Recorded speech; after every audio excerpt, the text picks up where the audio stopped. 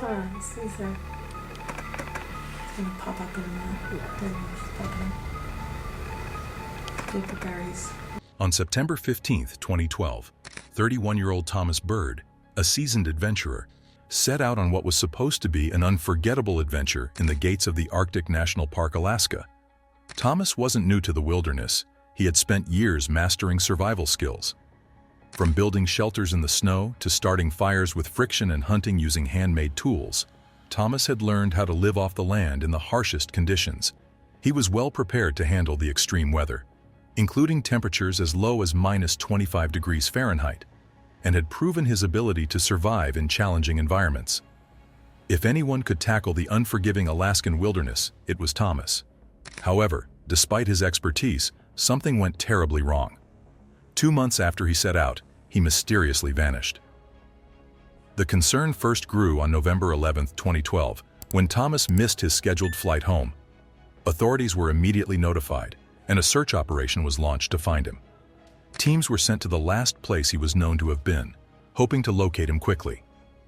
The search went on for 13 days, but the harsh terrain, unpredictable weather, and vast wilderness made the search incredibly difficult. Eventually, the operation was called off.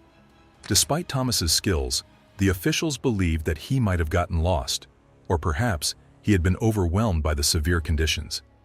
The area was so remote and dangerous that they feared it would be impossible to recover his remains. The chances of finding him alive or even locating his body were minimal, and so the search was halted. However, Thomas's family refused to give up. They continued searching, hoping to find their loved one and get answers. Working alongside park rangers, they persisted, and their determination finally paid off. Deep in the wilderness near Chandler Lake, west of the Brooks Range, they discovered a campsite. The campsite was believed to be Thomas's, but when they arrived, they found the site in complete disarray. It was clear that something or someone had disturbed it. Items belonging to Thomas were scattered all around, including a sleeping bag, a torn pair of jeans, a camera, a cell phone, and a journal filled with chilling entries. As investigators began to examine Thomas's journal and the photos found on his camera, an unsettling picture started to emerge. Thomas had been documenting his journey through the rugged Alaskan wilderness. His journal entries painted a picture of a man who was in awe of the land around him, but they also revealed something far darker. Thomas described feeling an eerie presence, a sense that something or someone was following him. He had written about being watched, a feeling that never left him. The photos he had taken, recovered from his camera, only added to the mystery, though authorities never revealed exactly what they showed. The images seemed to suggest that something was out there with him, something he couldn't identify or explain. Gates of the Arctic National Park, the place where Thomas had ventured, is one of the most remote regions in the world. The park spans an incredible 8.47 million acres, which is roughly the size of Belgium. It is the largest national nature reserve in the United States and the second largest forest park globally.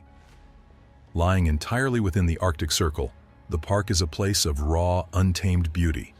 It's home to wildlife like caribou and grizzly bears, but according to local legends, it may also be home to something more mysterious, the Bigfoot.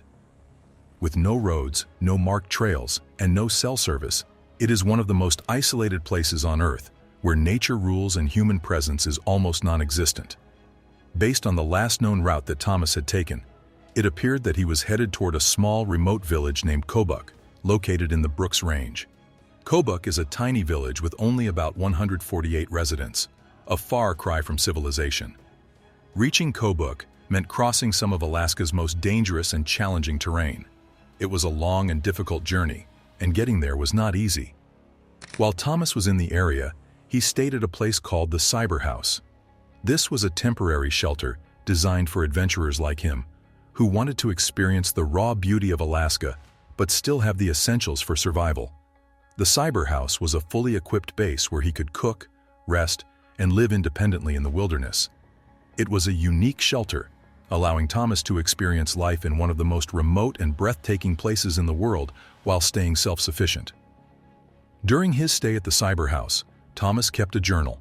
His entries in the journal revealed his thoughts and reflections as he navigated the wild landscape. He often expressed awe and wonder at the untamed beauty surrounding him, capturing moments of peace in his writing. The journal became a record of his journey, documenting the highs and lows of living alone in such a vast and unforgiving land. At first, his entries were full of admiration for the landscape and the wildlife. But as time passed, the tone of his writing shifted, and a feeling of unease began to seep into his words. The peaceful journey he had once hoped for slowly turned into something far darker. Thomas's journal entries. September 15th. This morning the weather is perfect. Words can't describe the unfathomable beauty here. Every cloud-covered peak, every flowing stream, every bird, even the darting creatures in the forest, they all seem to call to me. I belong here. September 20th. Tonight, under the full moon, the sun set with a fiery red glow over the icy terrain. Dinner was delicious: meat, salmon, and berries. Your love and support fuel my exploration here. The people of Alaska are kind and generous, even though we've only just met. At first, his journal was filled with peaceful observations and contentment. His words painted a picture of serenity, of a man fully immersed in nature. But something disturbing happened that shattered his tranquility. His writings took a dark and fearful turn. September 28th. A monster came to my campsite tonight. It kept banging on the door. At first, I thought it might be a villager nearby, but as I approached the door, I heard a terrifying howl. Its strength was immense. It felt like it could tear the cabin apart. I didn't know what to do. I spent the night hiding in the cabin, unable to sleep. Tomorrow morning, I'll pack up and leave immediately. After this chilling encounter, Thomas made a fateful decision. He would leave the cyber house behind. Whatever had found him there, he didn't want to stay and find out what it was. Instead, he would continue deeper into the wilderness. His journal revealed a plan: to travel 20 kilometers to Chandler Lake, where he hoped to set up a new camp. But it soon became clear that something, or someone, was following him. October 1st. I've been away from the village for days now. Although my food supplies are limited, they should last until I reach Chandler Lake. But something feels off. A sense, someone or something is following me. I can't be sure if it's human.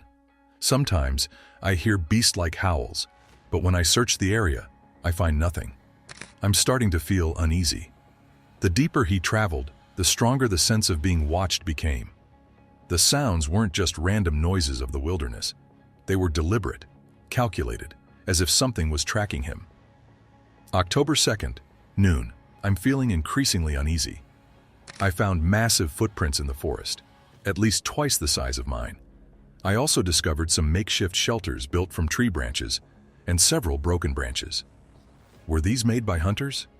That strange sound is back, and I'm terrified. The discovery of the footprints changed everything. Thomas had been hoping it was just his imagination, but now there was proof. Something was out there. Something big. October 4th, morning. Today, I captured something incredible on my camera. In the distance, I saw what appeared to be a bear standing upright, staring at me. But it wasn't a bear. It looked more like a pitch-black humanoid figure.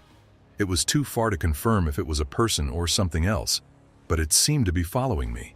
I think I should pick up my pace and leave this area as quickly as possible. Thomas had seen something he couldn't explain, and now he knew for certain it wasn't just an animal. It was watching him, tracking him. October 5th, night. I finally arrived near Chandler Lake, but I'll have to camp here overnight. Fortunately, I have just enough sausage and steak left to make one last dinner. I hope that creature is far behind me by now. It's 10:30 p.m., and I just heard noises outside my tent, like footsteps. Oh no, it's here again. The surroundings suddenly feel oppressive. I'm so scared. Can anyone save me? And after that, there were no more entries, no more words, no more messages, just silence. To this day, Thomas remains missing. His body was never found. Only his journal and camera were recovered, scattered near the lake, as if he had dropped them in a hurry, as if he had run. Whatever the truth may be, one thing is certain: something was hunting him, and it found him. Analysis of the diary and camera evidence. The contents of Thomas's journal, combined with the photos from his camera, suggest a chilling and terrifying possibility he may have encountered Bigfoot. On September 15th, Thomas arrived at the Cyber House, located in the remote Brooks Range. The area was incredibly quiet, but it had a distinct wild atmosphere. Given the isolation of the place, he was alone, and the smell of his food could have traveled far, possibly catching the attention of an animal nearby. With the forest so full of wildlife, it's not hard to imagine that a creature like Bigfoot might have been drawn in by that smell. September 28th, night. A hungry creature, possibly Bigfoot, may have approached Thomas's cabin, lured by the scent of the food he was cooking. The night became unsettling when the creature seemed to observe the area quietly. Thomas, who had been alone in the wilderness, likely didn't know what was happening at first. He heard noises, and at some point, the creature tried to break into his cabin, banging on the door with immense force. Feeling the danger grow, Thomas knew he had to leave. The fear that something was lurking outside forced him into making a decision to pack up and leave the next morning. October 1st to 5th. As Thomas made his way towards Chandler Lake, his sense of unease grew stronger. His journal entries from this time speak of strange occurrences. The noises he had first heard were now becoming more frequent, and the howls he described didn't sound like any animal he recognized. They weren't the usual cries of wolves or coyotes. There was something unnatural about them. The footprints he found were massive, far bigger than what any human or regular animal would leave behind. October 5th, night. By the time Thomas arrived near Chandler Lake, he was near the end of his supplies. He had only enough for one last meal, a final dinner of sausage and steak. The strong smell from his meal could have been the last straw for the creature. Perhaps it was hungry and desperate, and the scent of food made it decide to approach more aggressively. This was the last entry Thomas made, suggesting something happened that night. His fear was clear in his words. He was being hunted. It's difficult to understand why Thomas chose to keep heading toward a more remote location instead of retreating back to safety. There are a couple of possible reasons. One is that he might have thought the danger wasn't as serious as it turned out to be. Maybe he thought the strange noises and the massive footprints were from a bear, which is common in the area. He might have believed that moving farther away would put him out of harm's way. Another explanation could be that Thomas simply didn't realize how serious the situation had become.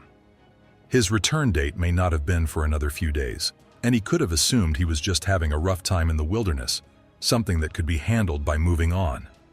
It wasn't until it was too late that he understood how dangerous the situation really was. Ultimately, we're left with so many questions. His final entry makes it clear that he was scared, perhaps more scared than he'd ever been. And unfortunately, that's the last we hear from him. What really happened that night will remain a mystery, but the possibility of a Bigfoot encounter is chilling. Theories about Thomas's disappearance. When someone vanishes without a trace, the mind races to find explanations. Some theories are logical, while others stretch the boundaries of what we consider possible. In the case of Thomas, his disappearance in the vast and rugged Alaskan wilderness has sparked endless speculation. One of the most straightforward theories is that he was attacked by a wild animal. Alaska is home to a variety of dangerous predators, including grizzly bears, wolves, and mountain lions. These creatures, especially when food is scarce, have been known to target campers and hikers. Thomas, traveling alone and deep into the woods, could have unknowingly walked into the territory of one of these animals. With winter approaching, food sources become limited, making any human, along with their supplies, a tempting target. However, what makes this theory shaky is the complete lack of physical evidence. If a bear or mountain lion had attacked Thomas, surely there would have been some remains including shredded clothing, a blood trail, or scattered belongings. But no such signs were ever found. It's as if he simply vanished into thin air, leaving nothing behind except his journal and the chilling footage stored on his camera. This has led to another, much more unsettling theory, one that involves something far less explainable. Some believe that Thomas's disappearance wasn't caused by any known predator, but by something lurking in the wilderness, something that has been whispered about in legends for generations. For years, people have claimed to see large, ape-like creatures roaming the forests of North America, particularly in remote areas like Alaska. Known as Bigfoot or Sasquatch, this elusive being is said to be massive, incredibly strong, and highly intelligent. Unlike bears, which hibernate in the colder months, Bigfoot, if it exists, would be forced to stay active year-round, constantly searching for food. Some believe this theory aligns eerily well with the strange contents of Thomas's camera. His footage provides disturbing hints that something unknown, was watching him, following him, and possibly hunting him. Evidence from Thomas's camera. The discoveries on Thomas's camera paint a terrifying picture of his final days. Multiple clips and images suggest that he was not alone in the wilderness, and that whatever was out there had a keen interest in him. First clip, September 28th, late at night. One of the most disturbing pieces of footage was recorded on the night of September 28th, the exact time Thomas mentioned in his journal that he felt under attack. The clip captures a series of eerie howling sounds that do not match the cries of a bear, wolf, or mountain lion. They are deep, guttural, and unlike anything normally heard in the wild. Then, suddenly, the footage shows Thomas's shelter shaking violently. The force behind it is strong enough to make the wooden frame creak and groan. Whatever was outside wasn't just sniffing around, it was actively trying to get in. The camera picks up the sound of something striking the shelter repeatedly, as if using its limbs to break through. The blows are loud and forceful, far stronger than what a human could do. The video ends abruptly, leaving behind only questions. Second clip, October 1st. A few days later, another clip was recorded. This time, Thomas had ventured even deeper into the wilderness. The footage is shaky, capturing only glimpses of trees and darkness. But the most terrifying part isn't what is seen, it's what is heard. Once again, strange howls echo through the trees, seeming to surround him. In the clip, Thomas spins around, pointing his camera in different directions, desperately trying to find the source of the noise. But no matter where he looks, nothing is visible. The howls grow closer, and the sound of footsteps crunching against the forest floor can be heard. But still, the camera captures no clear sign of what is making them. In another video, Thomas shows strange wooden structures deep in the forest. They appear to be branches and stakes stacked in organized ways. Some look like basic shelters, while others form tall, almost ceremonial shapes, almost like some ritualistic patterns. These structures don't look natural, and they definitely don't seem like anything Thomas would have built. In addition to these videos, Thomas took a series of photographs that add even more mystery to his story. This image captures a cave at the edge of the woods. The entrance is dark, disappearing into pitch blackness. If Thomas suspected that something was living inside, he might have taken the picture as a warning or a clue. But perhaps the most unsettling image of all is one that appears to show a humanoid figure. The figure is shadowy and distant, blending almost seamlessly into the dark background. Its shape is unnatural, too large and too still to be a person casually walking through the forest. When the image is zoomed in, the details become blurry, making it impossible to determine exactly what Thomas captured. But one thing is certain, something was there, watching him. The Alaskan wilderness is breathtakingly beautiful, but also incredibly dangerous. Stretching across millions of acres, it is home to some of the harshest conditions on Earth. Yet, despite the risks, people are drawn to it, lured by the promise of adventure, solitude, and discovery. However, Alaska is also known for something much more chilling: its long history of unexplained disappearances. Every year, hundreds of people go missing within its forests and parks, never to be seen again. Some are lost to the elements, while others fall victim to animal attacks. But in many cases, there is no clear explanation at all. No bodies are found, no evidence is left behind. It's as if they simply walked into the trees and vanished. Thomas's final words. Perhaps the most haunting clue to his fate comes from his last journal entry, the final words he ever wrote before disappearing forever. The familiar howling has started again outside. There's more than one of them this time. I feel so cold. I hope that once I fall asleep, I never wake up again. And after that, nothing. No more entries, no more footage, just silence. To this day, Thomas's disappearance remains a mystery. Whatever the truth is, one thing is clear: something in the Alaskan wilderness is watching and waiting.